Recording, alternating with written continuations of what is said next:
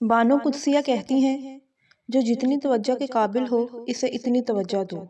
کم ظرف لوگوں کا حد سے زیادہ خیال رکھو گے تو اپنی اہمیت کھو دو گے۔ جس نے نبھانا ہوتا ہے وہ ہزار غلطیوں پر بھی معاف کر دیتا ہے، اور جس نے چھوڑنا ہوتا ہے وہ ایک غلطی کو بھی بہانہ بنا لیتا ہے۔ امید بھی بڑی دیوانی چیز ہے، لمحوں میں ریگستانوں میں زیتون کے باغ لگا دیتی ہے۔ نزدیک سے آنے والی آوازوں میں سب سے نزدیک آواز ضمیر کی آواز ہے، لیکن یہ بہت کم لوگوں کو سنائی دیتی ہے۔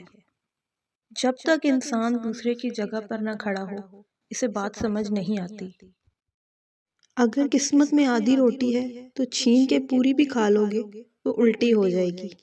کبھی کبھی نصیب سے زیادہ ہضم نہیں ہوتا، پھر وہ چاہے روٹی ہو یا محبت۔ کچھ عرصہ رابطے میں پہل کرنا چھوڑ دیں، آپ جان جائیں گے کہ آپ کتنے مردہ پودوں کو پانی دے رہے ہیں۔ زندگی کے آدھے غم انسان دوسروں سے غلط توقعات لگا کر خریدتا ہے۔ آزمائش کتنی ہی طویل کیوں نہ ہو، صبر کے صلے ہمیشہ خوبصورت ہوتے ہیں۔ عورت کی عزت کریں، اس لیے نہیں کہ وہ عورت ہے، بلکہ اس لیے کہ آپ مرد ہیں۔ خاموش ہو جایا کریں، سہ جایا کریں، جھک جایا کریں، مان لیا کریں۔ یہ عاجزی ہے جو اللہ کو بہت محبوب ہے۔ بندہ جب بااختیار ہوتے ہوئے بھی خاموش ہو جاتا ہے تو اللہ کی نظر میں معتبر ہو جاتا ہے۔ بہترین بیوی وہ ہے جو تمہاری موجودگی میں عورت اور غیر موجودگی میں مرد بن جائے۔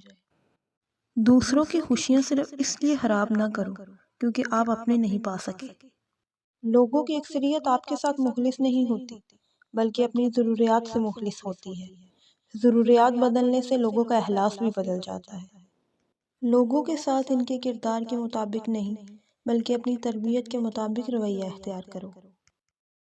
اس طرح کی مزید ویڈیوز کو دیکھنے کے لیے ہمارے چینل کو سبسکرائب کریں۔